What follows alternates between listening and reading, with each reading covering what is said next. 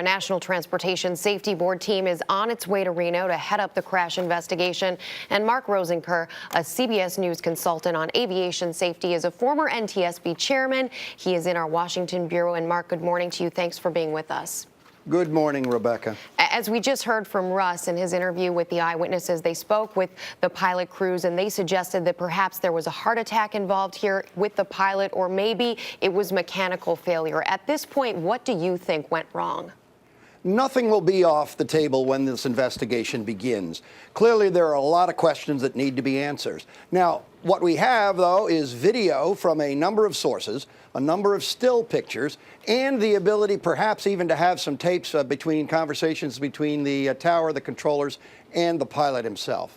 You bring up that video, which shows the plane plunging, nose diving to the ground. Does the fact that this P-51 Mustang plunged nose first give you any indication of what perhaps could have gone wrong here?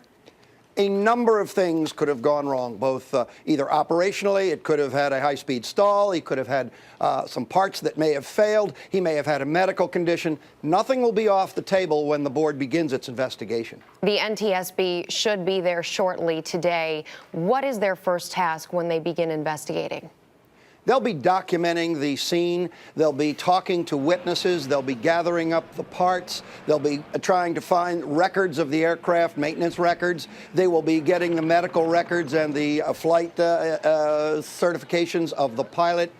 Everything will be brought together in Washington for a very meticulous and thorough investigation. As a former NTSB chairman, there are a number of individuals now saying perhaps these events shouldn't be taking place. Maybe they're not safe. We've seen 3 incidents similar to this one in the last month or so. What's your point of view? Do you think they should happen in the future? Well, let's take a look and find out exactly what happened before we begin the process of characterizing these air races as unsafe.